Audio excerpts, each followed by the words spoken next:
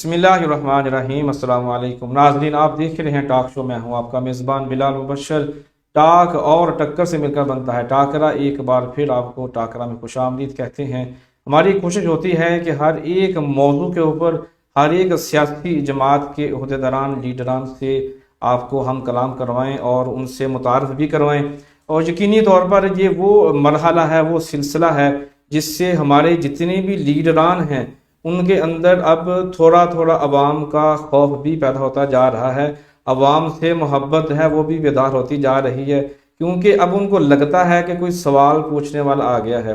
بڑے لیول پہ چلے جائیں، نیشنل لیول پر، تو وہاں پر ٹاک شوز میں تمام جتنے بھی صحافی ہیں، تمام چینلز یہ کام بخوبی سر انجام دے رہے ہیں اور دیتے رہیں گے۔ ابھی شہر سانگرہل کی بات کریں تو اب ہم الحمدللہ یہ جو سلسلہ ہے اپنے شہر میں بھی لے کر آئے ہیں، کیونکہ میرے شہر کی بات کریں یا پورے پاکستان کی بات کریں، ہر ایک بندے کی جو آواز ہے وہ ایک ہی ہے، اس کے جو مسائل ہیں وہ ایک ہی ہیں۔ تھوڑا بہت فرق تو ہو سکتا ہے، لیکن ہم اپنی سیاست کو، اپنے مسائل کو اپنے ہی لیڈران کے سامنے رکھنا چاہتے ہیں، تاکہ جو بھی ہمارے مسائل ہیں وہ حل کروانے میں اپنا اہم کردار ادا کریں۔ میرے آج کے جو معزز مہمان ہیں، آپ ان کو بھی اسکرین پر دیکھ رہے ہیں، پاکستان تحریک انصاف کے سینئر رہنما ہیں، سابق منتخب صدر پاکستان تحریک انصاف وزیرہ ننکانہ صاحب چودھری متصف علی سندھو صاحب ہمارے ساتھ موجود ہیں۔ ان سے بھرپور گفتگو ہوگی۔ آپ کو خوش آمدید کہنے سے پہلے میں یقینی طور پر آپ سب کو یہ بتانا چاہوں گا کہ شروع میں یعنی کہ ماہ جولائی کی بات کریں تب سے ان سے وقت لینے کی کوشش میں تھا، اور آج ہمارے ساتھ موجود ہیں۔ کچھ مصروفیت رہی ان کی، ظاہر سی بات ہے یہاں پر بھی کام ہیں، اور بھی ان کے پاس کئی معاملات ہیں اور بھی ہیں جن میں مشغول رہتے ہیں۔ آج انہوں نے وقت دیا۔ چودھری متصف علی سندھو صاحب آپ کو خوش آمدید کہتے ہیں جناب۔ السلام علیکم۔ جی وعلیکم السلام۔ کیا حال چال جناب؟ جی اللہ کا شکر، بالکل خیریت، فرسٹ کلاس۔ الحمدللہ، بڑی بات ہے آپ نے وقت دیا، دیر صحیح لیکن جب بھی آئے خوش آمدید کہتے ہیں آپ کو۔ آپ کے پاس متعدد عہدے ہیں، کچھ رہ چکے ہیں۔ اگر میں اپنے شہر سانگرہل کی بات کروں، جو پاکستان تحریک انصاف کے نظریاتی کارکن ہیں، لیڈران ہیں، آپ کا نام سر فہرست ہے۔ پاکستان تحریک انصاف میں یا سیاست میں آپ کب آئے؟ جی میں تحریک انصاف میں 2004-05 میں آیا تھا۔ اچھا، اور میری پہلی جماعت ہے یہ تحریک انصاف۔ صحیح۔ اس سے پہلے میں کسی جماعت میں نہیں تھا، عمران خان کے نظریے پہ آیا تھا۔ اس وقت مجھے یہ بھی نہیں پتا تھا کہ عمران خان صاحب کبھی وزیر اعظم بن سکتے ہیں یا نہیں، یہ بھی نہیں پتا تھا کہ وہ اپوزیشن لیڈر بن سکتے ہیں کہ نہیں، لیکن پھر بھی عمران خان کے نظریے پہ ہم آئے۔ ہمارے ساتھی تھے، ہمارے ساتھ تھے رانا عارف سلیم صاحب تھے، ملک شاہر ندیم صاحب تھے، کیسر ندیم صاحب تھے، صدیق صاحب تھے، یعنی کہ یہ ایک ٹیم تھی ہماری بڑی اچھی، جس کے ساتھ ہم نے بڑی محنت کی، لیکن مشن صرف یہی تھا کہ ایک تبدیلی کے لیے جدوجہد کرنی۔ یہ کوئی مشن نہیں تھا کہ حکومت آ سکتی ہے یا آئے گی تو ہم یعنی کہ بڑے بڑے عہدوں میں بیٹھیں گے، یہ بالکل نہیں تھا۔ اس وقت کی جب آپ بات کر رہے ہیں، اس وقت جیسے آپ نے پہلے ہی کہا کہ کچھ امید بھی نہیں تھی، اس وقت تو حکومت بھی قافلے کی تھی، شاید قافلے کی تھی، تو پیپلز پارٹی اور نون لیگ کو چھوڑ کر، جو کہ ایک بہت بڑی جماعتیں ہیں، اور جمہوریت کے حوالے سے بات کریں تو بڑا نام ہے ان کا، ان کی بڑی قربانیاں ہیں اس معاملے میں، جن کے اوپر ہم آگے جا کے بھی بات کریں گے اگر ماحول بنا تو۔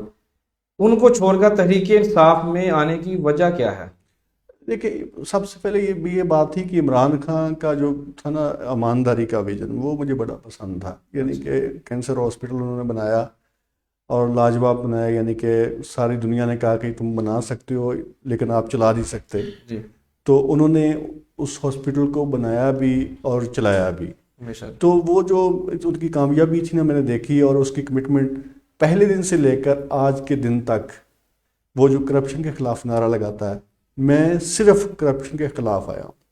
میں کہتا ہوں، پہلے بھی کہتا ہوں، آج بھی کہتا ہوں، جو شخص تحریک انصاف میں بیٹھ کے کرپشن کرتا ہے وہ تحریک انصاف کے کہلانے کا حقدار نہیں ہو سکتا۔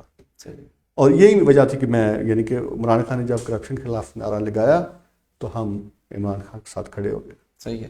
آپ نے جو کہ 2004 کی بات کی ہے، تو اسی اسنا میں ہی اگر بات کریں تو سجاد حیدر رنداوا صاحب نے بھی تحریک انصاف کا آغاز کیا تھا ضلع ننکانہ میں، آپ نے ان کا ذکر نہیں کیا، اس کی کیا وجہ ہے؟ یا مس ہو گیا؟ بس ذہن میں نکل گیا۔ ذہن نکل گیا، اچھا چلے صحیح ہے، آگے بڑھتے ہیں۔ تحریک انصاف کی طویل جدوجہد صاحب کے سامنے ہے، لوگ ان کے ساتھ چلتے رہے، ملتے رہے۔ خان صاحب کی سب سے بڑی خوبی یہ ہے کہ وہ اپنے کھلاڑیوں کو، اپنے ساتھیوں کو، دوستوں کو بولتے نہیں۔ اس کی بڑی مثال یہ ہے کہ اب آپ نے کوئی الیکشن بھی نہیں لڑا، آپ کو بھی انہوں نے اپنے ساتھ اٹیچ کیا ہوا ہے، اور دو دیگر لوگ بھی ہیں جن میں ہمارے شہر کے رنداوا صاحب بھی ہیں، اور ملک اعظم صاحب بھی بڑا نام ہے، جن کو بڑی بڑی وزارتوں سے نوازا گیا ہے، بڑے بڑے عہدے دیے گئے ہیں۔ آپ کیا سمجھتے ہیں کہ خان صاحب کے جو جتنے بھی ساتھی ہیں جو ان کے ساتھ الحاق کر چکے ہیں، جو ابھی موجودہ ہیں، جو پرانے ہیں، وہ عمران خان صاحب سے نظریاتی کارکن یا نظریاتی محبت کرنے کی وجہ سے ان کے ساتھ اٹیچ ہیں، یا کہ لالچ کی وجہ سے ان کے ساتھ اٹیچ ہیں؟ دیکھیں، یہ بات آپ درست کہہ رہے ہیں کہ یہ جو لوگ الیکشن لڑنے کے لیے آتے ہیں وہ نظریاتی کم ہوتے ہیں، اس میں کوئی شک نہیں ہے۔ نظریاتی لوگ وہ ہوتے ہیں، یعنی کہ جیسے میں نے آپ سے پہلے کہا ہے کہ نظریاتی وہ ہے، جب عمران خان کو یعنی کہ جوائن کیا اس وقت ہمیں یہ پتہ نہیں تھا کہ وہ کبھی اپوزیشن لیڈر بھی بن سکتے ہیں کہ نہیں، اس کو نظریہ کہتے ہیں۔ جو لوگ الیکشن پہ آئے، عمران خان کو جوائن کیا، ظاہری بات ہے جی انہوں نے یعنی کہ تحریک انصاف کے منشور پہ جوائن کیا ہوگا، لیکن یہ بات بھی ٹھیک ہے کہ وہ لوگ الیکشن کے لیے آتے ہیں، دیکھتے ہیں کہ عمران خان کا جو 30 اکتوبر کا جلسہ تھا لاہور والا وہ بہت بڑا ہوا، اس کے بعد پھر جوک لوگ تحریک انصاف میں شامل ہوئے، کچھ لالچی تھے اور کچھ نظریاتی تھے۔ 2018 میں پاکستان تحریک انصاف کی حکومت بنی، میں چاہتا ہوں سیدھا جمپ کر کے ٹو دی پوائنٹ پہ آ جاؤں۔ حکومت بنی اس وقت چودھری متصف علی سندھو کی جو فیلنگز تھی وہ کیا تھی 2018 میں جب حکومت بنی آپ کی؟ جی فیلنگ بہت زبردست تھی، اور ایک یعنی کہ لگ رہا تھا کہ جو محنت کی اس کا پھل مل گیا، اور ہم صرف عمران خان کو وزیر اعظم دیکھنا چاہتے تھے، ہم کبھی بھی یہ نہیں بننا چاہتے تھے کہ ہم ایم پی اے بنے، ہم ایم این اے بنے، ہم وزیر بنے یا کوئی سرکاری عہدے لے کر عیاشیاں کریں، نہیں، ہمارا نظریہ تھا عمران خان وزیر اعظم بنے اور اس ملک کی تقریر بدل دے۔ تو الحمدللہ وہ بنے، اور فیلنگ میں آپ کو بتا نہیں سکتا کہ کیسی سی، لیکن تھوڑا سا مسئلہ تھا کہ کیونکہ ہم سانگلا ہل سے الیکشن لوز کر گئے تھے، اگر ہم سانگلا ہل سے الیکشن جیتے ہوتے تو پھر فیلنگ ڈبل ہوتی، لیکن برکف یہ خوشی ہوئی کہ جو ہماری محنت تھی اس کا پھل سامنے ہم دیکھ رہے ہیں۔ خان صاحب نے جو الیکشن جیتنے کے بعد پہلی تقریر کی تھی بنی گالا سے، کچھ الفاظ آپ کو یاد ہوں گے، وہ تقریر جب وہ سنیں اور آج کے خان صاحب کو دیکھیں تو آپ کیا فرق محسوس کرتے ہیں؟ دیکھیں، عمران خان پہلے دن سے اور آج کے دن تک اپنے نظریے پہ کھڑا ہے۔ میں یہ سمجھتا ہوں کہ جو عمران خان نے کیا وہ کوئی وزیر اعظم نہیں کر سکا۔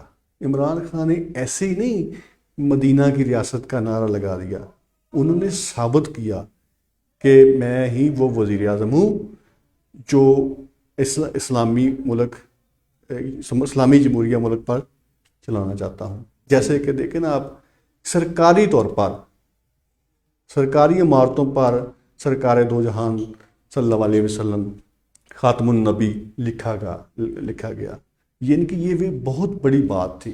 اس کے بعد عمران خان نے ایک اسلامی معاشرہ بنانے کا قدم رکھا، اس کی بنیاد یعنی کہ کس چیز سے شروع کی، پہلی سے لے کر 12ویں کلاس تک عمران خان نے ترجمے کے ساتھ قرآن پاک پڑھنے کے لیے کہا۔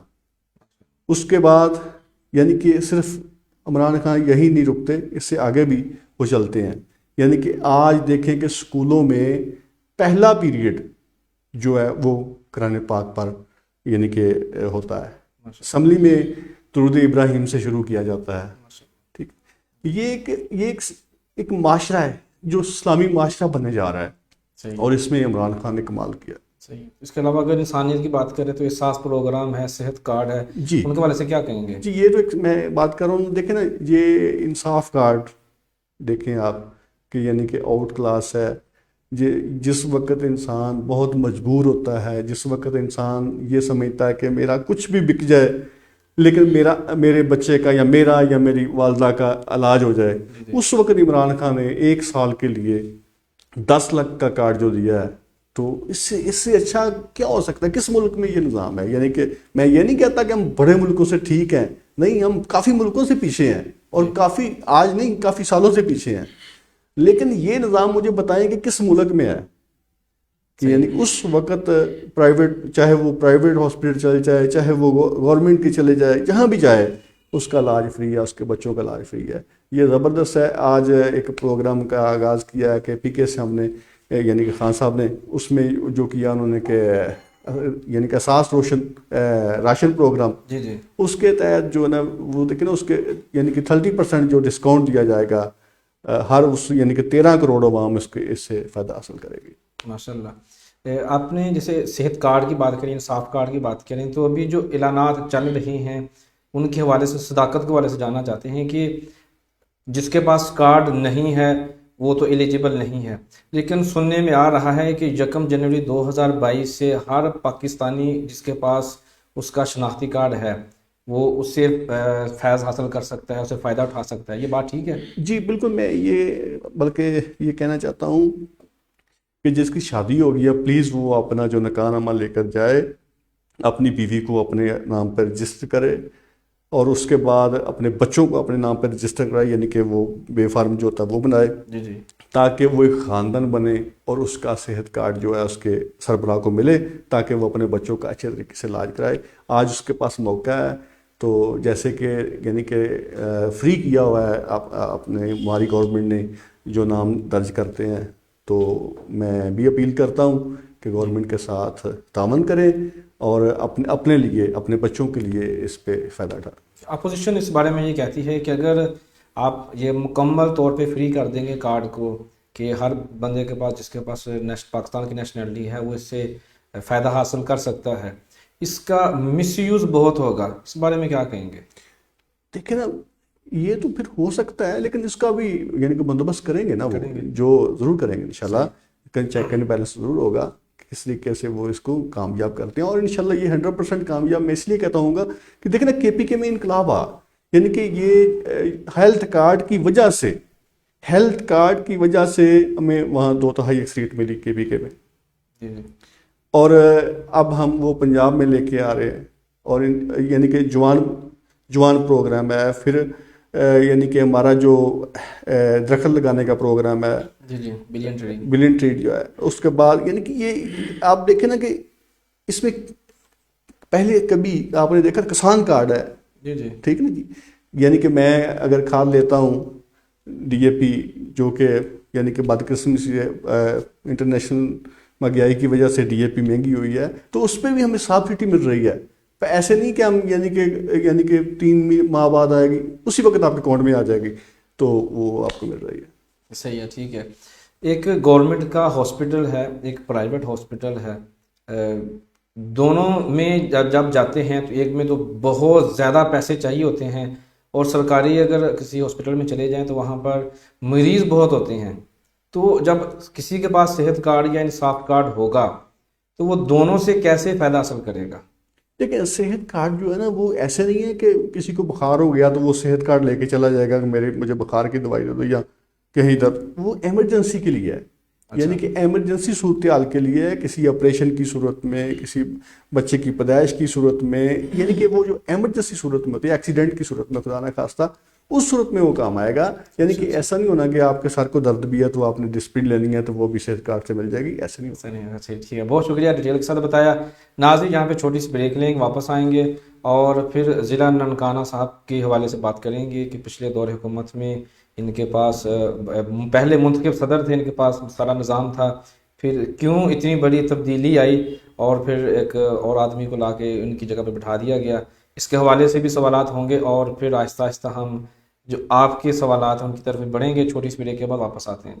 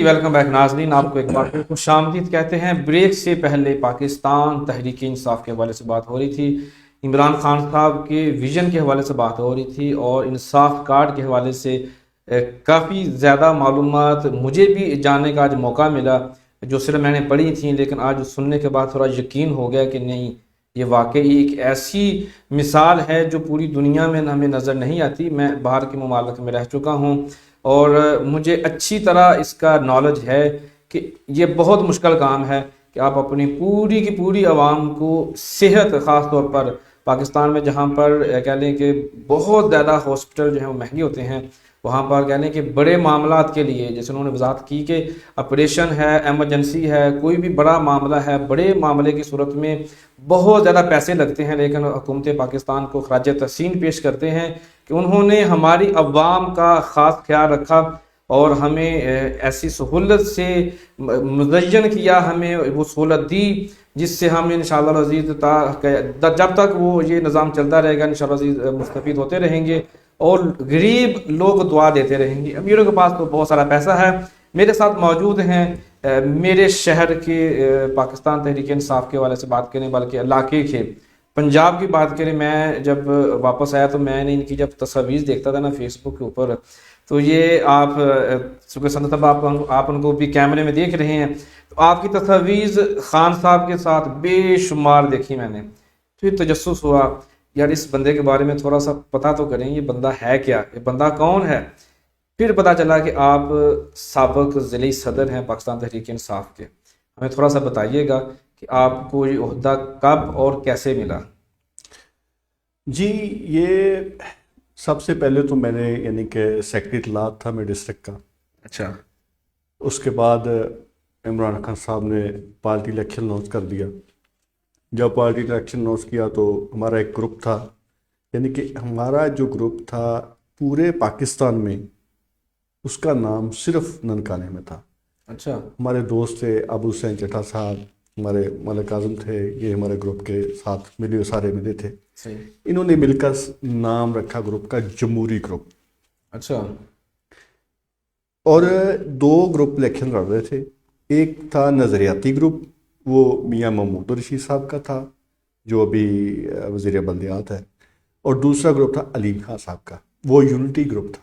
لیکن ہم نے دونوں گروپوں میں نہیں گئے، ہم نے اپنے گروپ کا خود نام رکھا جمہوری گروپ، اور جمہوری گروپ کا میں نامزد پریزیڈنٹ ہوا۔ صحیح، جب الیکشن ہوا تو ہمارا اس حلقے کا تقریباً 50,000 ووٹ تھا اچھا، ممبرشپ کا۔ صحیح، وہ ممبرشپ کے بعد تقریباً 900 ووٹ بنا، جو اس کے بعد کیا کہتے ہیں ممبر کا، یعنی کہ یونین کونسل کا۔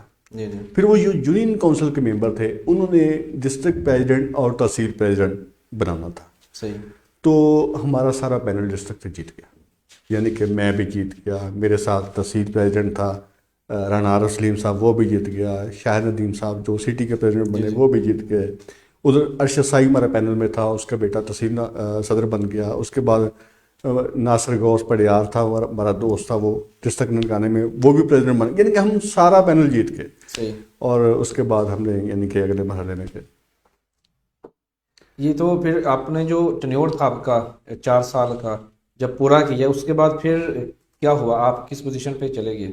جی، اس کے بعد مجھے پھر پارٹی نے علیم خان صاحب جب پنجاب کے پریزیڈنٹ بنے، سینٹرل پنجاب کے، تو انہوں نے پھر مجھے کہا کہ آپ وائس پریزیڈنٹ بن جائیں اچھا، پنجاب کے؟ پنجاب کے۔ زبردست، ماشاء تو اللہ۔ میں سمجھتا ہوں کہ میرے واسطے میرے لیے وہ بہت اعزاز تھا جی جی، بالکل، کہ علیم خان صاحب، کیونکہ میں عمران خان کے بعد میں اس پارٹی میں اس کو لیڈر مانتا ہوں۔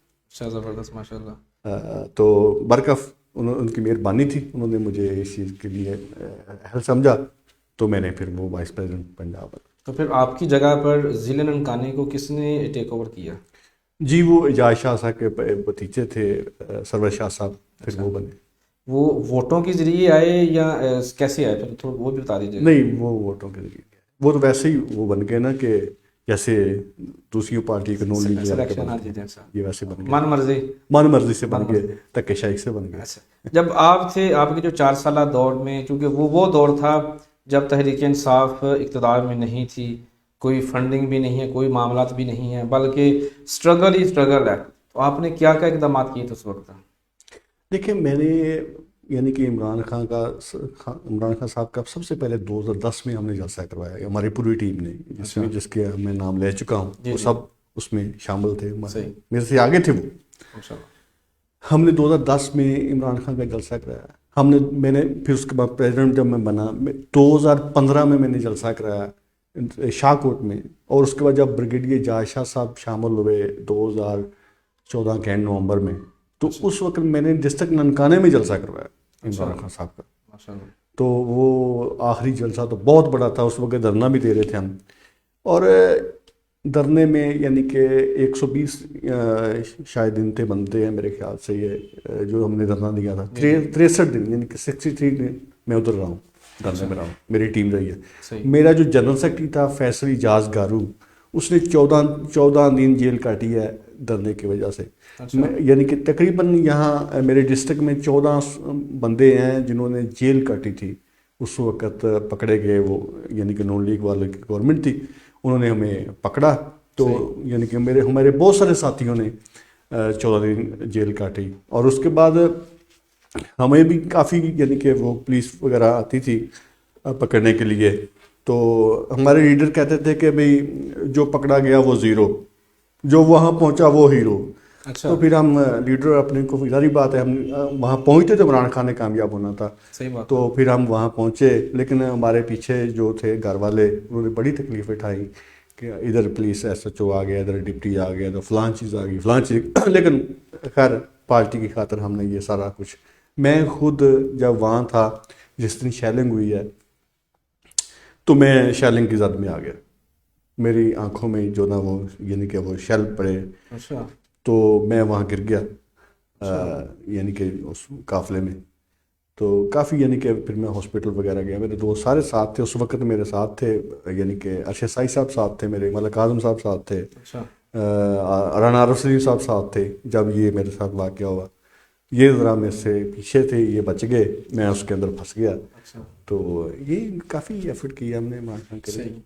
جب آپ تھے تو چونکہ کارکنوں کو متحرک کرنا، کارکنوں کو اپنے ساتھ اٹیچ رکھنا بہت مشکل مرحلہ ہوتا ہے، اگر ہم موجودہ دور کی بات کریں تو ابھی تو نظام ڈیفرنٹ ہے، آپ نے اپنے کارکنوں کو متحرک رکھنے کے لیے، پارٹی کے ساتھ جوڑے رکھنے کے لیے کیا کیا اقدامات کیے تھے؟ دیکھیں یہ بڑا آپ کا زبردست سوال ہے کہ پارٹی کو چلانے کے لیے پارٹی کی سسٹم میں جانا پڑتا ہے جی، اس کے بعد ہر بندے کی بات سننی پڑتی ہے، اس کے مطابق چلنا پڑتا ہے، تو میں نے کوشش کی کہ یعنی گروپ بندی کم ہو، لیکن پھر بھی اس وقت بھی جب میں یہ اکثر بات یہ کہتا ہوں کہ جو شخص مجھ سے ہارا تھا نا، جی وہ تو مجھ سے بات ابھی تک نہیں کرتا، ابھی تک نہیں کرتا، یعنی کہ میں جیت کے بھی اس کے ساتھ بات نہیں کرتا، جو ہارا تھا اس کی کیا صورتحال ہوگی۔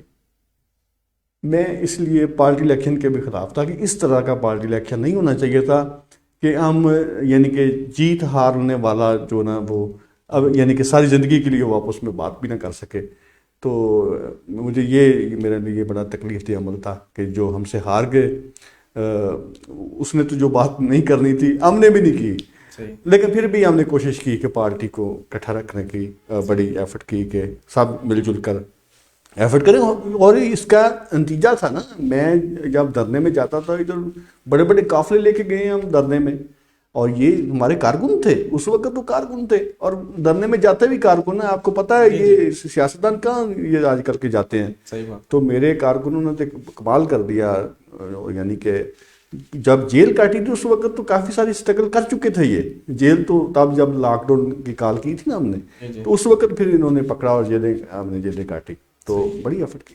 تو میٹنگز کے بارے سے کیا کرتے تھے آپ؟ کب کتنے دیر بعد ایک میٹنگ رکھتے تھے اپنی کارکنوں کو متحرک رکھنے کی؟ جی میٹنگ تقریباً ہر ماہ کرنی پڑتی تھی، اور میں اگر نہ بھی کرتا تو میں اپنے تحصیل سے کہتا تھا کہ اپنی تحصیلوں میں میٹنگز وغیرہ کریں، اور پارٹی بڑی متحرک تھی اس وقت، سب آتے تھے، جاج شاہ صاحب بھی میری میٹنگ میں آتے تھے، بڑی زبردست یعنی کہ ہم میٹنگ کرتے رہے ہیں، زبردست۔ صحیح ہے، جب آدمی کوئی اسٹرگل کر رہا ہوتا ہے یا اس کا ایک پیریڈ ہوتا ہے جس میں وہ کہہ لیں کامیاب نہیں ہوتا، تو وہ ہر ایک پلیٹ فارم پہ جا کے خود کو منوانے کے لیے، اپنی جماعت کی بہتری کے لیے کام کرتا ہے۔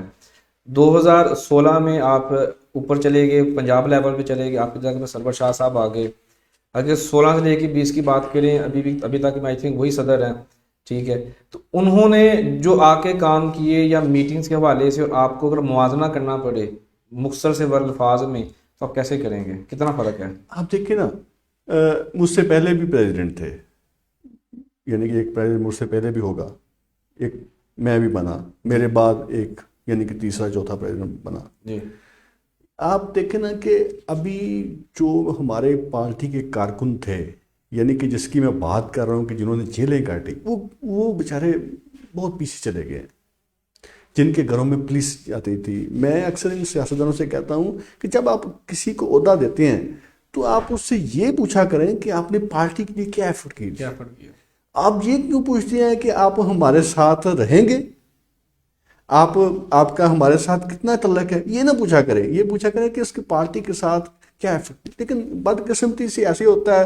آپ دیکھیں نا، کہاں ہے یعنی کہ ڈسٹرکٹ کا پریزیڈنٹ؟ مجھے تو کہیں نظر نہیں آتا. نہیں نظر آتا. اور یہ پارٹی جو کہاں ہے وہ کارکن؟ یعنی کہ آپ دیکھیں نا کہ انہوں نے یعنی کہ اپنے وہ لے لیے، اور جو پارٹی کا اصل فیس تھا وہ پیچھے چلا گیا. اس چیز کی مجھے بڑی تکلیف ہے. جب 2018 الیکشن آئے تو اس وقت بھی کافی سارے معاملات تھے پارٹی کے اندر بھی، لوگ ادھر ادھر بٹکے ہوئے تھے. آپ کس پلیٹ فارم پہ کھڑے ہو کے الیکشن لڑ رہے تھے؟ جیسے 2018 کی بات کریں، 13 کی بات نہیں کر رہا میں، اس وقت کو چھوڑ دیتے ہیں، 18 کی بات کرتے ہیں، کیونکہ آپ کو بلال ورک صاحب کا تحفہ ملا اور بالکل ان نون اس علاقے. لیکن بلال ورک کی بات میں کرتا ہوں کہ چوری بلال ورک صاحب جو ہیں، مجھے پتہ ہی نہیں تھا کہ وہ کہاں سے آ گئے. یعنی انہوں نے کہا، ہماری پارٹی نے کہا بلال صاحب یہ آپ کا ٹکٹ ہے، وہ آپ کا حلقہ ہے. وہ بھی دیکھیں نا، ان کے بھی حلقہ نیا تھا تو ہمارے لیے بھی. اور یقین کریں کہ جب ان کو ٹکٹ ملا، ہمارے طارق سید گھمن صاحب جو ہیں، وہ ہمارے یعنی انکل ہیں، ان کو بھی ٹکٹ ملا. تو ہم نے یعنی کہ اس وقت شاید رمضان تھا میرے خیال سے، تو وہ کافی لوگ بیزی تھے اس وقت. اور رمضان میں ہی ہم نے چوری بلال ورک کو ادھر بلا لیا کہ یعنی کہ ہم ٹائم ویسٹ نہ کریں، اور یہ نہ ہو کہ کوئی ادھر چلے جائے کوئی ادھر چل جائے. ہم نے سب کارکنوں کو اکٹھے کیا اور بلال ورک کو ویلکم کیا، سانگلہ میں اس کا استقبال کیا، اس کا جلسہ کروایا اور اس کو ووٹ دیے، اس کو سپورٹ کیا. اور نتیجہ آپ کے سامنے. انہوں نے کیا کیا؟ انہوں نے یہ کیا کہ انہوں نے یعنی کہ 67,000 جو ووٹ ملے اس کو، تو اس کے نتیجے میں یعنی کہ سمجھ لیں کہ یہ جیتنے والے کی ووٹ اتنے ہیں، ہارنے والے کی ووٹ اتنے ہیں. آپ دیکھ لیں نا. لیکن انہوں نے یعنی کہ دیکھا ہی نہیں سلکے کو. واپسی دیکھیں، جتنا ان کا کٹ کاٹ تھا، جتنے ان کے تعلقات تھے، ان کو تو چاہیے تھا کہ جیسے وہ وفاق کے نمائندے بھی تھے وہ اس حلقے کے لیے بہت کچھ کرتے، لیکن انہوں نے یعنی کہ حلقے کے لیے کچھ نہیں کیا. موقع سے فائدہ اٹھانا چاہتا ہوں، بریک سے پہلے آخری سوال چاہتا ہوں آپ کر لوں، پھر بریک کے بعد دوسرا سلسلہ شروع کریں گے جس میں ٹکر ہوگی. بلال ورک صاحب آئے، آپ ان کو حلقے میں لے کر گئے. کوئی شخص بلال ورک کو نہیں جانتا، آپ کو سب جانتے ہیں، ملک اعظم صاحب کو جانتے ہیں، رنداوا صاحب کو، ارشد صاحب صاحب کو، شہباز مختار بٹی صاحب کو، طارق سید گھمن صاحب کو، ان سب لوگوں کو لوگ جانتے ہیں. متصر سندھو جا کے بول رہے ہیں جی آپ نے ان کو ٹکٹ دینا ہے. اتنے 67,000 ووٹ لے کے وہ چلے گئے. لوگ آپ کو پوچھتے بھی ہوں گے، تنگ بھی کرتے ہوں گے، کی کتا جی ساڑھے ووٹاں کا، کیا کہتے ہیں آپ ان کو؟ پھر دیکھیں، آپ اس بات کا یقین رکھیں کہ ہم کم سے کم سنگلہ حلقے کو واچ کرتے ہیں، دیکھتے ہیں. آپ ہماری ایفرٹ بھی دیکھتے ہوں گے، آپ گھمن صاحب کی بھی دیکھتے ہوں گے، ملک اعظم صاحب کی بھی آپ دیکھتے ہوں گے. ہم نے کافی سارا اپنے کارکنوں کو، اپنے ورکروں کو سہارا دیا ہوا ہے. لیکن میرا سوال پھر وہی ہے کہ جس کو ہم نے ووٹ دیے تھے ان کا ادھر کوئی آفس کیوں نہیں ہے؟ ان کی ہمارے پارٹی کے ورکر جو ہیں، ان ابھی تک ورکروں کو ان کا پتہ ہے، نہ ان کو ورکروں کو پتہ ہے. ٹھیک ہے، لیکن گھمن صاحب کو تو ظاہری بات ہے، وہ ادھر سارا کچھ کرتے ہیں، وہ ٹکٹ ہولڈر ہیں. اور یعنی کہ انہوں نے دیکھیں، میں نے اپنی زندگی میں پہلی دفعہ دیکھی ہے فیصل آباد روڈ بنتے ہوئے. جی جیسے ہی ہے، اور وہی کارپیٹ ہے۔ میں وہاں وزٹ پہ گیا تو وہاں ایک شخص نا ان کے ساتھ کام کرا رہا تھا، وہ مشین والوں کے ساتھ. تو میں نے کہا بھی یہ اس کے کپڑے اچھے لگتے ہیں، یہ مزدور نہیں لگ رہا، یہ کہاں سے آیا؟ تو انہوں نے کہا بھی یعنی انہوں نے بلایا، انہوں نے کہا چو صاحب یہ کہتا ہے کہ میں نے شوق سے کام کرنا ہے. میں نے کہا کیوں؟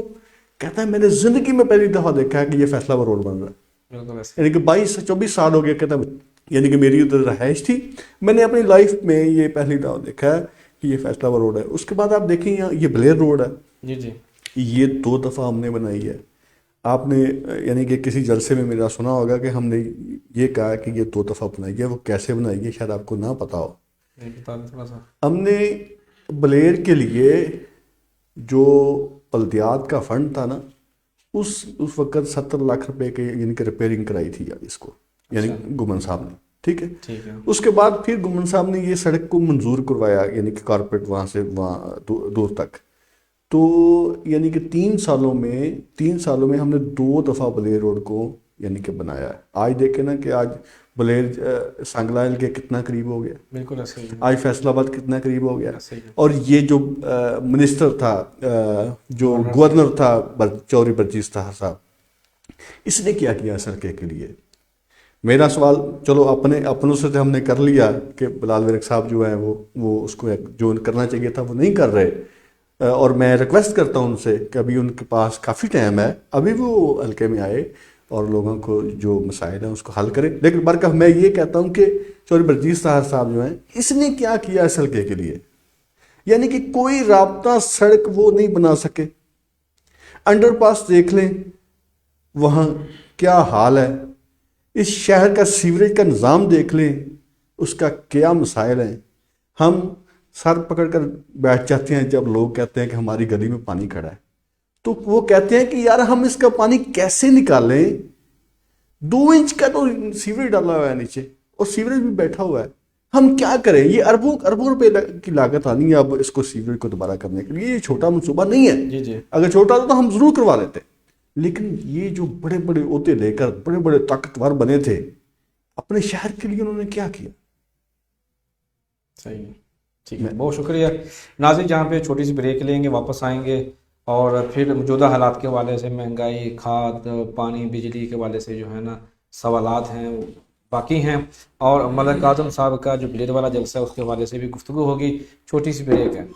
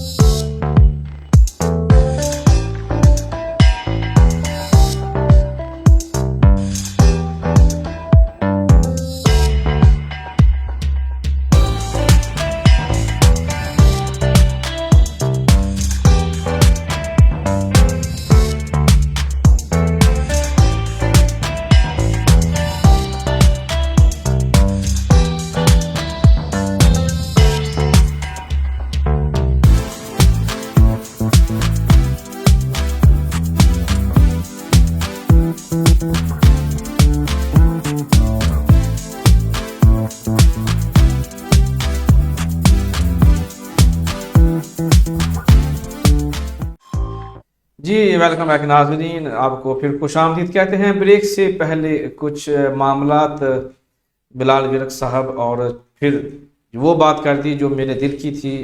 ہمارے موجودہ ایم این اے 6 بار کے ایم این اے، پچھلی صدی میں بھی 3 بار ایم این اے، موجودہ صدی میں بھی 3 بار ایم این اے، پچھلی صدی میں 2-3 سال کا ٹینور تھا ان کا، اس صدی میں 5 سال کا تیسرا ٹینور۔ حلقے کے معاملات کو دیکھ لیں، مسائل کو دیکھ لیں، وہیں کے وہیں ہیں۔ انڈر پاس ہو، سیوریج سسٹم ہو، بلدیہ کے ملازمین کی بات ہو، سڑکوں کی بات ہو، سوئی گیس کے مسائل ہوں، اور بے شمار اور بھی مسائل ہیں۔ کن کن کو چھیڑیں، کن کن کو نہ چھیڑیں۔ پاکستان تحریک انصاف کے ہمارے پاس سینئر رہنما موجود ہیں، اور کہہ لیں کہ اہم ترین عہدیدار بھی ہیں، لیڈر بھی ہیں، اور میری بڑی پسندیدہ شخصیت آج میرے ساتھ موجود ہیں، چودھری متصف علی سندھو صاحب۔ اور ناظرین جو دیکھتے ہیں وہ جانتے ہوں گے کہ میں ہر شخص کو پسندیدہ نہیں کہتا، جو ہوتے ہیں وہ ان کو ہی کہتا ہوں۔ متصف علی سندھو صاحب موجود ہیں۔ سندھو صاحب، تعریفیں بھی ایک طرف، تنقید بھی ایک طرف۔ ہم نے شروع میں تعریف بھی کی ہے، آخر میں ہم نے تنقید بھی کی ہے موجودہ ایم این اے صاحب کے اوپر، لیکن ابھی باری ہے عوام کی آپ کے اوپر تنقید کرنے کی۔ میں اگر بات کروں مہنگائی کی، اگر چینی کی بات کروں، سمپل سی بات کروں چینی کی، تو 25 روپے کلو چینی تھی جب مشرف صاحب حکومت دے کر گئے تھے زرداری صاحب کو، ٹھیک ہے۔ پھر آٹے کی بات کروں، اس وقت لائنوں میں لگ کر 300 روپے کلو اور 300 روپے کا 20 کلو کا توڑا ملتا تھا آٹے کا۔ موجودہ دور کی بات کر لیں، ابھی 1020 روپے میں 1020 روپے میں بھی ملنا مشکل ہے، ٹھیک ہے۔ اس کے اوپر بھی مسائل ہیں۔ مہنگائی کا جو سفر ہے یہ کیوں دن بہ دن ترقی کرتا جا رہا ہے، عوام پستی کی طرف چلتی جا رہی ہے، کیا کہیں گے اس کے اوپر؟ دیکھو، میری نظر میں ضرور مہنگائی ہے، اور ہر بندہ کہہ رہا ہے کہ مہنگائی کافی بڑھ گئی ہے اور مشکل ہو رہی ہے، اس میں کوئی شک نہیں ہے۔ لیکن ایک بات بار بار کہی جاتی ہے کہ یہ مہنگائی جو ہوئی ہے یہ انٹرنیشنل لیول سے کرونا کی وجہ سے مہنگائی ہوئی ہے، ٹھیک ہے۔ یہ آپ سب مانتے ہیں، کیونکہ آپ بھی یعنی بیرون ملک رہ چکے ہیں، اور آپ ابھی بھی آپ کے دوست کافی ہوں گے، اور وہ بتا رہے ہوں گے کہ جو $3 کی چیز تھی وہ $10 کی وہ چلی گئی ہے۔ یہ تو آپ بات مانتے ہیں، صحیح ہے۔ اچھا، ابھی ہوا کیا کہ اس کے باوجود جو پاکستان میں جو چیزیں بنتی ہیں وہ ابھی بھی دنیا سے سستی ہیں۔ یعنی کہ یہ بات کو مذاق نہیں ہے، میں حقیقت میں کہہ رہا ہوں۔ صحیح۔ میں جیسے ایک مثال دیتا ہوں آپ کو، کیونکہ یوریا کھاد پاکستان میں بنتی ہے اور اس کا ریٹ ابھی بھی 1800 ہے، اور ڈی اے پی جو ہے وہ باہر سے منگوانی پڑتی ہے، تو وہ 10 سال شاید چلے گئی ہے، 9500 روپے چلے گئی ہے۔ اس کی وجہ یہ ہے کہ وہ باہر سے منگوائی، اور باہر سے وہ مہنگی ملتی ہے، تو ہمیں ساری بات ہے اپنی عوام کو بھی مہنگی دینی پڑتی ہے۔ دوسری بات، آپ دیکھیں کہ آج کے یعنی کہ جو ریٹ ہیں فروٹ کے، سیب کا ریٹ بھی وہی ہے جو آج سے 4 سال پہلے یا 5 سال پہلے تھا، آج بھی وہی ریٹ ہے، آپ دیکھ لیں نکال کے، وہ تو اب اپنا ہوتا رہتا ہے، ٹھیک ہے جی۔ اس کے بعد سبزی کے ریٹ بھی انتہائی کم ہے، صحیح ہے۔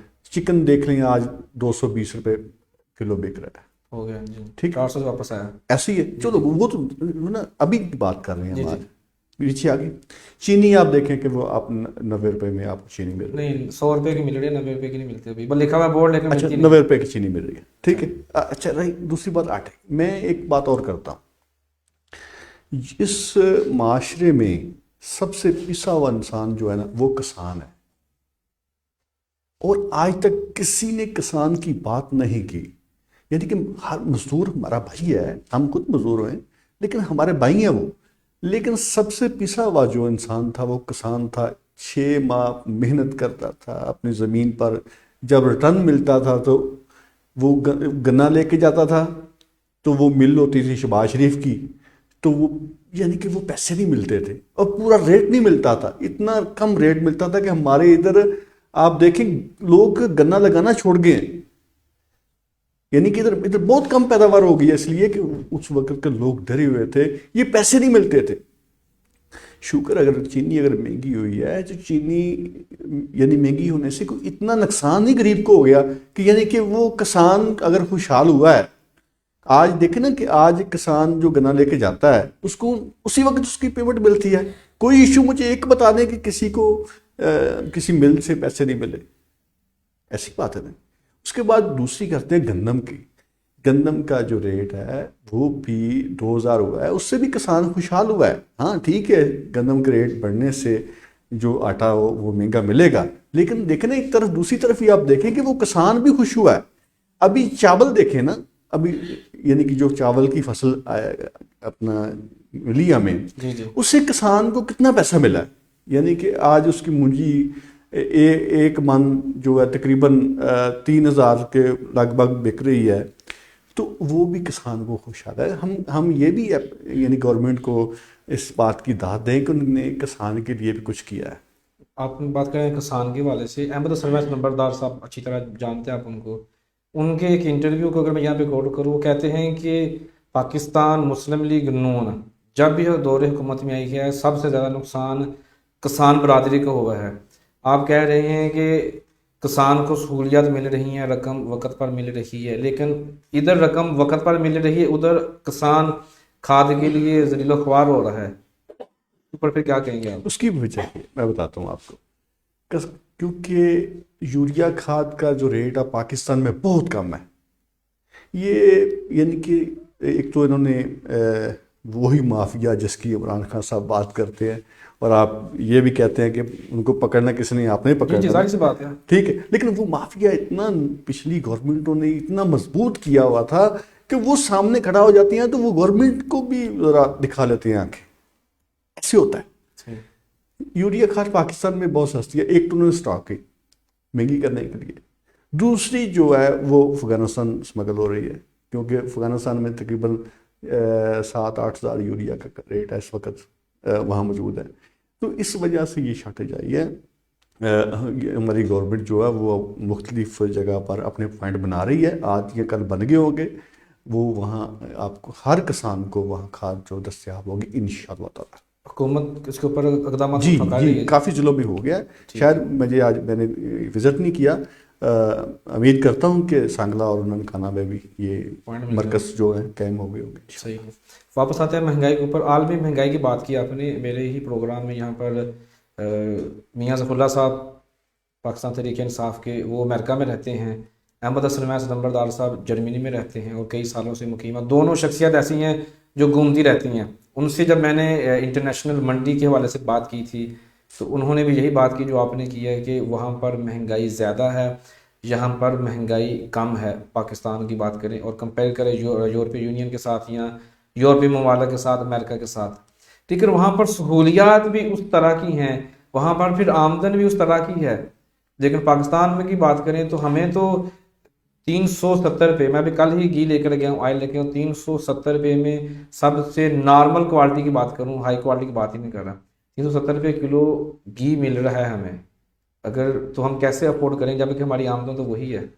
دیکھیں یہی بات کر رہے ہیں کہ خان صاحب نے جو آج شروع کیا ہے وہ راشن پروگرام، اس میں 30% جو ڈسکاؤنٹ دیا جائے گا. 300 اگر 70 روپے کا مل رہا ہے تو پھر وہ تقریباً 30% سستا ہوگا تو 100 روپے 110 روپے تک سستا ہو جائے گا، یعنی کہ وہ سستا ہو جائے گا. پھر ہمیں وہ اسی قیمت پہ ملے گا 2018 والی پہ. ایسی ہے. لیکن اس چیز سے بھی تقریباً آدھے سے زیادہ پاکستان کی آبادی جو ہے نا وہ اس سے فائدہ لے گی جو راشن پروگرام شروع کر رہے ہیں ہم. صحیح ہے. ٹھیک. موقع سے فائدہ اٹھاتے ہوئے میں چاہتا ہوں تھوڑی سی اس کی وضاحت کر دیں. اس کو جب اس کی ممبرشپ حاصل کرنے کی اس کا طریقہ کار کیا ہے، کیسے ہم ایلیجیبل ہو سکتے ہیں؟ ایک تو آپ آج وہ لانچ کیا ہو گیا، یعنی اس کا آج، لیکن میری انفارمیشن کے مطابق میں اس پہ ضرور ابھی اور جانا چاہتا ہوں. لیکن وہ جو ہیلتھ کارڈ رکھتے ہیں، جن کے پاس کسان کارڈ ہے، وہ جس کے پاس یعنی کہ وہ اساس پروگرام کے تھے وہ پیسے لیتے ہیں، وہ یہ جو نیا کارڈ ہے نیا پاکستان، یہ اس میں ضم ہو جائیں گے. ٹھیک ہے.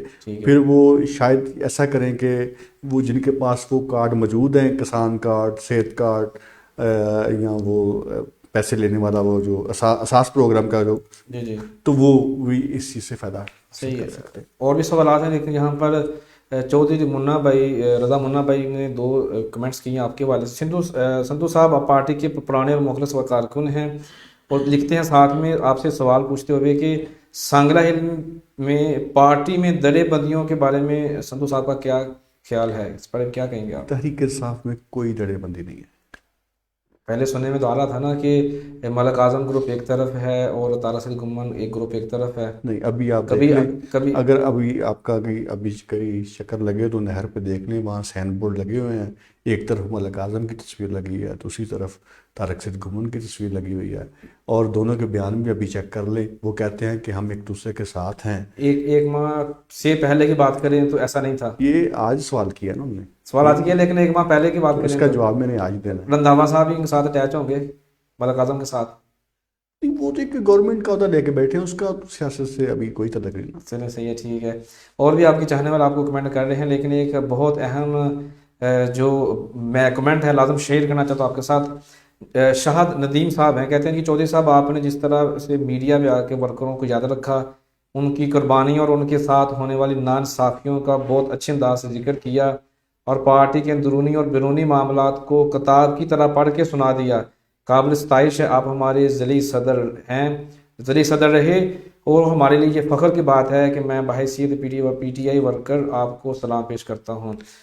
کیا کہیں اس کے اوپر؟ ان کے بعد میں بہت تھینک یو, بہت شکریہ.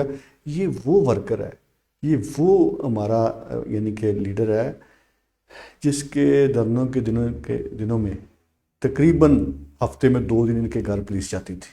اچھا.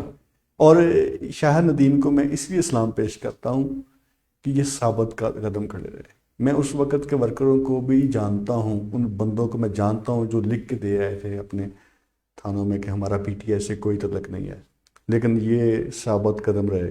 انہوں نے کہا یعنی کہ جتنی بار مرضی پولیس آئے, چاہے مجھے پکڑے جائے, چاہے میرے گھر والوں کو پکڑ کے لے جائے, گھر والوں سے مراد کے بھائی, جی تو میں تحریک انصاف سے پیچھے نہیں ہٹوں گا, اور میں ان کی لڑائی لڑتا رہا ہوں. میں یہ کہتا ہوں کہ یہ وہ لوگ ہیں جنہوں نے مارے کھائی ہیں, ابھی ان کا وقت تھا آگے لانے کے لیے, اور آپ کسی اور کو لے آئے. میں ان کے ساتھ انشاءاللہ, ماشاءاللہ, یہ تو اچھی بات ہے. کیونکہ جتنی بھی باتیں کریں, شارٹیج کی بات کریں, کوئی بھی چیز ہے, تو ہم اگر کسی کمپنی میں کام کرتے ہیں تو سب سے بڑی رسپانسبلٹی جو ہوتی ہے وہ جنرل مینیجر کی ہوتی ہے. ہر ایک چیز کو اس کا کام ہوتا ہے مینیج کرنا. اگر کوئی سٹاف شارٹ ہے تو جنرل مینیجر کی رسپانسبلٹی ہے کہ اپنے متحد کسی بندے کو بول کے وہ اس کو فلفل کرے. اگر سٹاک شارٹیج ہے, کسی بھی قسم کی جو شارٹیج ہے, and of the day responsibility general manager کی آتی ہے. پاکستان کی بات کریں تو ہر ایک چیز کی ذمہ داری جو ہے نا, ہم خاص طور پر جتنے بھی خان صاحب سے محبت کرنے والے لوگ ہیں یا نفرت کرنے والے لوگ ہیں, جتنے بھی لوگ ہیں, وہ ہم عمران خان صاحب کو ہی ذمہ دار سمجھتے ہیں. مہنگائی کی وجہ, کرپشن کی وجہ, مافیا کے قابض ہونے کی وجہ, ہمارا پیسہ ریکور نہ ہونے کی وجہ, یا جتنے بھی وہ وعدے جو دعوے انہوں نے کیے تھے وہ ابھی تک ہمیں حل ہوتے یا ہمیں نظر نہیں آ رہے کہ یہ کام ہوں گے. آپ کو کیا لگتا ہے کہ ان کا اصل ذمہ دار کون ہے؟ ہم ہیں. ہم سے مراد ہم سے مراد عوام. اچھا. آپ یقین کریں کہ بیوروکریسی جو ہے نا وہ کرپشن کرنے کے لیے تیار نہیں تھی 2018 کے بعد. اچھا. لیکن ہم نے کہا, جا کر عوام نے کہا کہ آپ کیوں نہیں پیسے لے رہے, کیوں پیسے نہیں لے رہے؟ اچھا, کیوں نہیں لے رہے, کیوں ڈر رہے ہو, ہم کسی کو نہیں بتائیں گے. یقین کریں, اس شہر کی بات کر رہے ہیں ہم, ابھی ملک کی نہیں بات کر رہے, ہم شہر کی کر رہے ہیں بات. جی جی. یہاں ایک مافیا ہے, اس کا نام ہے پراپرٹی ڈیلر. اچھا. وہ جب اپنے کام کرواتے ہیں, جی جی, وہ پٹواری, تحصیلدار, ان کو وہ پیسے دیتے ہیں اپنے کام کے لیے. اچھا, وہ ان کو کیا فرق پڑتا ہے؟ یعنی کہ وہ 50,000 لاکھ روپیہ رشوت دے دیتے ہیں کسی فرد کے لیے, کسی رجسٹری کے لیے, تو ان کو کیا فرق پڑتا ہے؟ وہ تو غریبوں کے سے نکالیں گے نا وہ سارا کچھ. ظاہر سی بات. اچھا, جب غریب جاتا ہے تو پھر وہ اسی نظر سے جب دیکھتا ہے وہ پٹواری, تو اس کی چیخیں نکل جاتی ہیں. اچھا, یہ میں پوچھتا ہوں کہ اگر کام لیگل نہیں ہے تو یہ کیوں اس کو پاس کراتے ہیں؟ دیکھیں, سانگلہ علم جو یعنی کہ بن رہی ہیں, یہ سوسائٹی بن رہی ہیں, ہاؤسنگ بن رہے ہیں, یہ یعنی کہ کتنی زمینیں تھیں جو کاشت ہو رہی تھی, کتنی زمینیں تھیں جو جن پہ فصل ہوتی تھی, سب کاٹ کے انہوں نے کالونی بنا دی, اور 10-10 لاکھ 15-15 لاکھ کا ایک ایکڑ لیا انہوں نے, اور کروڑوں میں بیچا. ایسا ہی ہے. یہ مافیا ہے, یہ طاقتور مافیا ہے جو پیسے سے خرید لیتا ہے, جو کسی کو چلنے نہیں دیتا. یہ دیکھیں نا, آپ کسی کی مثال لے لیں, میں نام کسی کا نہیں لے سکتا, میرے سارے دوست ہیں, کہ یہ کل کیا تھے, آج اتنا پیسہ ان کے پاس ہے کہ وہ کسی کا بھی ضمیر خرید لیتے ہیں. لیکن میں سمجھتا ہوں, میں ایک بات ریپیٹ کرنا چاہتا ہوں آپ کی اجازت سے, تحریک انصاف عمران خان کے نظریے پہ وہ ہے جو کرپشن نہیں کرتا. صحیح. اور میں یہ کہتا ہوں کہ ہم سب حلف اٹھاتے ہیں, یا حلف اٹھائیں قرآن پاک پہ ہاتھ رکھ کر, کہ ہم آئندہ کبھی بھی لین دین والا معاملہ اور کرپشن نہیں کریں گے. مطلب ہمارے بہت سارے ایسے بھی معاملات ہوتے ہیں جو لیگل ہوتے ہیں, لیکن ہمیں ان کو پورا کرنے کے لیے رشوت دینا ہی پڑتی ہے. اس پہ کیا کہیں گے پھر, ورنہ معاملہ حل نہیں ہوتے ہمارے. یار میں اس چیز کی بات کر چکا ہوں, کیوں نہیں ہوتے, وجہ وہ اس لیے نہیں ہوتے کہ جب ہم اس کو پیسے دینے کا لالچ دے دیتے ہیں تو پھر وہ پیسے لینے کے بغیر وہ کام نہیں کرتے. اور وہ مافیا جو ہے جن کے پاس بہت زیادہ پیسہ ہے, ان کو فرق نہیں پڑتا. جب آپ اور میں جاتے ہیں تو جب ہم سے رشوت مانگی جاتی ہے تو ہمیں فرق پڑتا ہے, ہم پھر یعنی کہ چیخو پکار کرتے ہیں کہ یہ رشوت نہیں ختم ہوئی. لیکن ان سے پوچھ لیں تو وہ کہتے ہیں کہ کوئی یعنی کہ یہ اس کے بغیر کام ہوتا نہیں ہے. یہ پراپرٹی ڈیلر پتہ کیا کہتے ہیں, یہ رشوت دینے کے بغیر چلتا نہیں ہے کام, کیونکہ یہ انڈرسٹینڈنگ اتنی زیادہ کر لیتے ہیں کہ واقعی ان کا کام چلتا. صحیح ہے. اب ہم بات کرتے ہیں لوکل سیاست کی, ہماری جو شہر کی ہے, کیونکہ اس پروگرام کا مقصد بھی یہی ہے. شروع میں بات وہی کی ہم نے, موجودہ دور کی بات پہلے آپ نے تھوڑی سی وضاحت کر دی ہے, اس کے اوپر ہم ڈیٹیل میں نہیں جائیں گے. درے بندے کے حوالے سے منا بھائی کا جو سوال تھا وہی میرا سوال تھا, لیکن میں اینڈ پہ کچھ پوچھنا چاہتا تھا, لیکن منا بھائی چونکہ ایک سینئر صحافی ہیں تو ان کی بات بہت اچھا اہمیت دینا زیادہ اہم ہے میرے لیے. ابھی ہم بات کرنے جا رہے ہیں ایک ایسے جلسے کے حوالے سے جو چند دن پہلے بلیڈ میں ہوا, ملک اعظم صاحب کا. اس سے پہلے طارق محمود باجوہ صاحب کا بھی ہوا. ٹھیک ہے, طارق محمود باجوہ صاحب کے جلسے کو جلسی کہا گیا اور ملک اعظم صاحب کے جلسے کو جلسہ کہا گیا. یہ جو فرق ہے آپ کیسے ایکسپلین کریں گے؟ دیکھیے, اس بات میں تو کوئی شک نہیں کہ تحریک انصاف کا بہت بڑا جلسہ. اچھا. اب میں یہ تو فرق نہیں کروں گا کہ کس کا بڑا تھا کس کا چھوٹا تھا, وہ تو وہ ہم نے بتا دیا ہوگا خود ہی کہ کس کا بڑا اور کس کا چھوٹا تھا. لیکن پلیر کا جلسہ بہت بڑا تھا, تحریک انصاف کا جلسہ تھا, وہ ملک اعظم کا جلسہ تھا, وہ وہاں جو ہمارے بندے تھے کروانے والے, یعنی کہ وہاں شفیق جٹ تھے, ملک امتیاز تھے, اور بھی کافی دوست تھے وہاں ہمارے جنہوں نے وہ آرگنائز کیا تھا. Out class. میں نے یعنی کہ کافی دیر سے میں ڈسٹرکٹ میں بھی جلسے کیے ہیں, لیکن یعنی کہ یہ نہیں کہ وہ بڑا لیڈر, اس ہمارے جیسے جو لیڈر تھے ان کا اتنا بڑا استقبال میں نے پہلی بار دیکھا.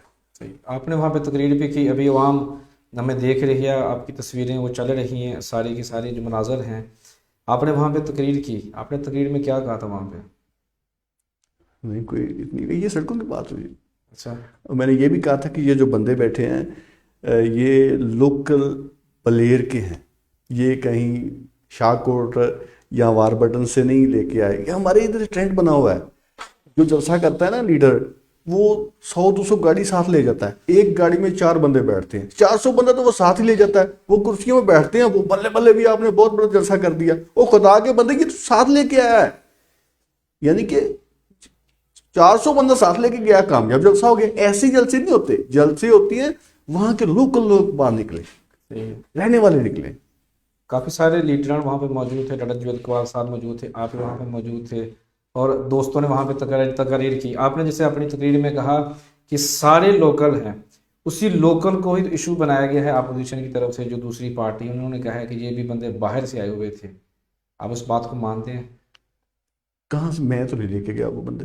آپ نہیں لے کے گئے, لیکن جو منتظمین ہوتے ہیں وہ منگوا لیتے ہیں دور دور سے تعلقات والے بندے کو.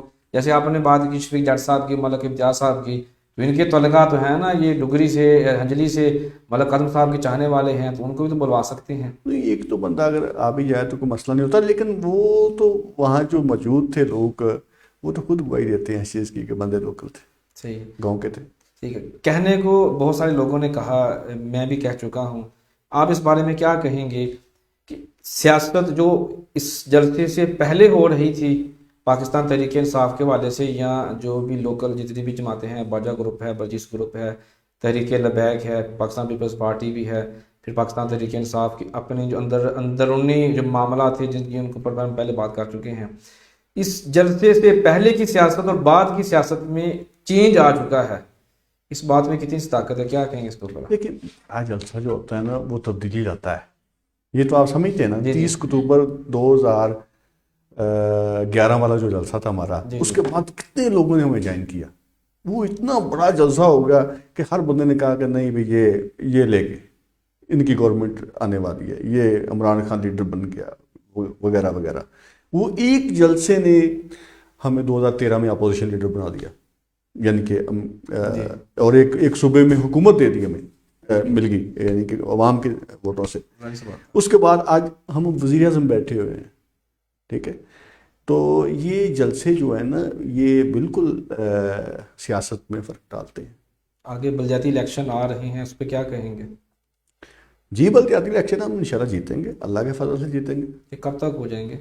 مارچ اپریل میں انشاءاللہ پلان ہے الیکشن کروانے کا. آپ نے تو کچھ دن پہلے پوسٹ لگائی تھی اپریل میں امکانات ہیں یا اعلان ہو گیا؟ اپریل میں تو رمضان شریف بھی آ رہا ہے، مشکل ہو جائے گا پھر تو. یہ تو وہ عید کے بعد ہو جائے گا، مئی میں ہو جائے گا. اچھا، بلدیاتی الیکشن آتا ہے، ویسے تو کہتے ہیں کہ بلدیاتی الیکشن ایک ایسا الیکشن ہوتا ہے کہ جس میں لوکل جو نمائندے ہوتے ہیں، جو مقامی نمائندے ہوتے ہیں، گھروں کے، محلے کے، گلیوں کے، وارڈ کے جو لوگ ہوتے ہیں وہ اوپر آتے ہیں، جتنے اچھے طریقے سے وہ اپنے مسائل کو بیان کر سکتے ہیں یا حل کروا سکتے ہیں، شاید جو بڑا لیڈر ہے، جو ایم این ایم پی اے ہیں، وہ نہیں کروا سکتے. آپ کیا سمجھتے ہیں کہ جب یہ لوگ اوپر جائیں گے، اگر بلدیاتی الیکشن ہوتے ہیں، جو چیئرمین ہوں گے یا کونسلر حضرات ہوں گے، وہ جو عوام کے مسائل ہیں، گلیوں کے، نالیوں کے، پلیوں کے، وہ حل کروائیں گے؟ دیکھیں یہ زبردست، یعنی کہ بلدیات کے بغیر تو کچھ بھی نہیں ہو سکتا. کیونکہ جو بندہ کونسلر اپنے گاؤں کے متعلق جانتا ہے یا اپنے محلے کے متعلق جانتا ہے، اس کے متعلق یعنی کہ کوئی ایم پی ایم این اے نہیں اس کو جان سکتا. صحیح بات ہے. تو ان کے مسائل جو ہے وہ بلدیاتی نظام سے حل ہو سکتے ہیں. بلدیاتی نظام جو بہت ضروری ہے، بلدیاتی الیکشن ہمارے منشور کا حصہ ہے، کیونکہ ان کی جو سابق بلدیات کا نظام تھا وہ ابھی تک چل رہا ہے. ان کی مدت 10 دن رہ گئے ہیں، اس کے بعد ختم ہو جائے گی، اس کے بعد ہم ضرور الیکشن کریں گے. صحیح. جمہوریت کی بات کریں تو جمہوریت میں سب سے زیادہ مضبوط چیز جو کہی جاتی ہے نا، جس کو آپ کہہ لیں کہ پاؤں کہہ لیں، یا جن کی جڑیں جو ہوتی ہیں وہ بلدیات ہی ہوتے ہیں، کیونکہ جو ایم این ایم پی ان کا کام بیسیکلی تو قانون لاگو کروانا ہوتا ہے یا قانون بنانا ہوتا ہے، وہ بل پاس کرنا ہوتا ہے، ان کا تو وہ کام ہے. لیکن ہماری بدقسمتی ہے کہ ہمارے ایم این ایم پی وہ کام کرتے ہیں جو ایک بلدیاتی ورکر کے کام ہوتے ہیں، جو لیڈر کے ہوتے ہیں، جو کونسلر کے کام ہوتے ہیں. لیکن پاکستان تحریک انصاف کا منشور بھی یہ تھا کہ ہم بلدیات کو بحال کرائیں گے، بلدیات کو اوپر لے کے آئیں گے، لیکن بلدیات کو 3 سال کے بعد بحال کیا گیا. مارچ میں سپریم کورٹ نے کہا کہ آپ کام کریں، پاکستان تحریک انصاف کی حکومت نے اس کو کام کو کرنے سے ان کو روک دیا. یہ دونوں باتوں میں جو تضاد آ رہا ہے، اس پہ کیا کہیں گے؟ دیکھیں پہلی بات تو یہ ہے کہ یہ اپنی مدت پوری کر رہے ہیں، ٹھیک ہے جی. صحیح. دوسری بات یہ ہے کہ جو بلدیات سسٹم یہ لے کے آئے تھے وہ تو انتہائی نکما تھا، یعنی کہ اس میں تو کچھ بھی نہیں تھا ان کے پاس، بلدیات کے پاس سارا کچھ تو وہ ایم پی ایم این اے کے پاس تھا. یہ تو ڈیولپمنٹ کا بھی اختیار اتنا زیادہ نہیں رکھتے تھے. اچھا. ہم چاہتے تھے کہ ہم تحصیل کونسل لے کے آئیں. تحصیل کونسل جو ہوتی ہے اس سے فائدہ یہ ہوتا ہے کہ اگر مجھے کوئی کام ہے اپنی تحصیل کا، مجھے ننکانہ نہیں جانا پڑے گا، میں ادھر اپنے ہیڈ کوارٹر جا کر اپنا مسائل حل کرا سکتا ہوں. صحیح. لیکن بدقسمتی سے یعنی کہ وہ سپریم کورٹ کا ظاہری بات ہے وہ حکم تھا، انہوں نے وہ تحصیل کونسل توڑ دی. جب وہ یعنی کہ ہم تحصیل کونسل کے ذریعے الیکشن کرانا چاہتے تھے، اور الیکشن کمیشن نے بھی کہہ دیا کہ جی ہم اس طریقے سے الیکشن نہیں کروا سکتے، یہ آپ کا جو نظام ہے وغیرہ وغیرہ.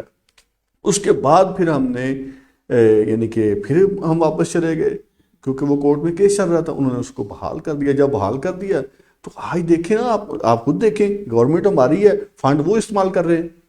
آپ کے گاؤں میں بھی کام ہو رہا ہوگا جی اور وہ جتنی جلدی سے کام کر رہے ہیں تو مجھے تو لگتا ہے کہ وہ کافی ساری غلطیاں کر جائیں گے. کر جائیں گے.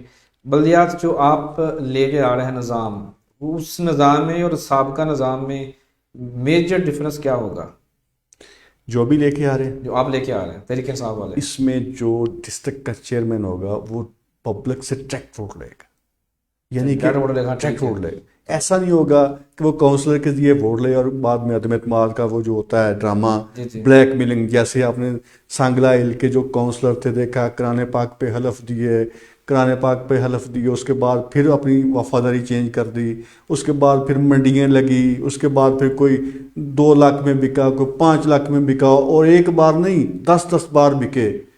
یہ بلیک میلنگ تھی. عمران خان صاحب نے کہا ہے کہ ڈائریکٹ پبلک سے ووٹ لیا جائے صحیح. جو ضلع کا چیئرمین ہے. اس کے بعد ہم ایک تحصیل کا وائس چیئرمین اس طریقے سے لے کے آ رہے ہیں کہ وہ ووٹ تحصیل سے لے گا لیکن وہ نمائندہ جو ہوگا وہ ڈسٹرکٹ کا ہوگا. صحیح ہے. تو ہر تحصیل سے ایک ڈسٹرکٹ کا وائس پریزیڈنٹ ہوگا، تحصیل سے ووٹ لے گا وہ. اس کے بعد ہم ولیج کونسل بنا رہے ہیں، اس کے بعد ہم لیبر بنا رہے ہیں شہر میں. تو انشاءاللہ بہت زبردست نظام ہے. جب عوام سے ڈائریکٹ ووٹ لیے جائیں گے تو اس کے بعد یہ منڈیاں بھی نہیں لگیں گی. کتنے کے ووٹ کو خرید سکے گا؟ ڈسٹرکٹ کے بہت زیادہ ووٹ ہوتے ہیں، کوئی ان ووٹوں کو خرید نہیں سکے گا. صحیح ہے. تو اس کے بعد کوئی بلیک میلنگ بھی نہیں ہوگی. تو جو یونین کونسل ہے وہ کتنے گاؤں پر محیط ہوگی؟ یونین کونسل جو ہے نا وہ ولیج کونسل ہم نے اس کا نام رکھ دیا. اچھا. اور وہ 25 سے 30 ہزار کی آبادی پر وہ ایک ولیج کونسل بنے گی. ٹھیک ہے جی. تو یہ جو ووٹنگ ہے پہلے دنوں یہ بھی چلی تھی خبریں کہ یہ جو ووٹنگ ہوگی ای وی ایم پہ ہوگی، الیکٹرانک ووٹنگ مشین کے اوپر. ہماری کوشش ہے ایسی ہوگی کہ یہاں پہ کوئی پرانا طریقہ کار استعمال ہوگا؟ دیکھیے ابھی تو نا سمجھ نہیں آ رہی، لیکن ہماری گورنمنٹ جو ہے نا وہ چاہ رہی ہے کہ ہم وہ مشینوں کے ذریعے الیکشن کرائیں تاکہ کوئی دھاندلی کا کوئی سبب پیدا نہ ہو. عوام آپ کو دیکھ رہی ہے، وقت ختم ہو چکا ہے، تو اپنی عوام کو، حلقے کی عوام کو، اپنے کارکنوں کو اب کیا پیغام دینا چاہیں گے؟ میں اپنی کارکنوں سے یہ کہتا ہوں کہ عمران خان کا اسی طریقے سے ساتھ دیں، اسی جذبے کے ساتھ ساتھ دیں یعنی کہ جیسے آپ نے 30 اکتوبر اس کے بعد جو جلسوں میں آپ نے عمران خان کی ہر بات پہ لبیک کہا، آپ نے ہمیشہ عمران خان کا ساتھ دیا. میں اپنے تمام کارکنوں کو سلام پیش کرتا ہوں کہ ہر مشکل گھڑی میں آپ تحریک انصاف کے ساتھ کھڑے رہے ہیں اور تحریک انصاف کو کبھی تنہا نہ چھوڑیے گا. عمران خان کی کامیابی ہی اس ملک کی کامیابی ہے. جی انشاءاللہ. بہت شکریہ جی سندھو صاحب، آپ نے وقت دیا اور ایک انتہائی اہم مختلف موضوعات کے اوپر گفتگو ہوئی. بہت جلد انشاءاللہ عزیز پھر جیسے بلدیاتی الیکشن کا اعلان ہوگا آپ سے پھر جو ہے نا ایک اور ٹاکرا کریں گے تاکہ بلدیات کے الیکشن کے حوالے سے مزید معلومات جو ہیں عوام تک پہنچا سکیں. ناظرین اسی پیغام کے ساتھ کہ ہمارے جو لیڈر عمران خان صاحب ہیں جس ویژن کے ساتھ آئے ہیں وہ کوشش کر رہے ہیں اور کوشش کرتے رہیں گے. ہمیں ان کی نیک نیتی پر شک نہیں ہے. عوام مہنگائی کی وجہ سے تنگ ضرور ہے لیکن یہ وقتی پریشانی ہے، انشاءاللہ یہ بھی گزر جائے گی. پیوستہ رہ شجر سے امید بہار رکھ. ملیں گے پھر انشاءاللہ کسی نئے روز، نئے موضوع، نئے مہمان کے ساتھ. تب تک مجھے اجازت. پاکستان زندہ باد.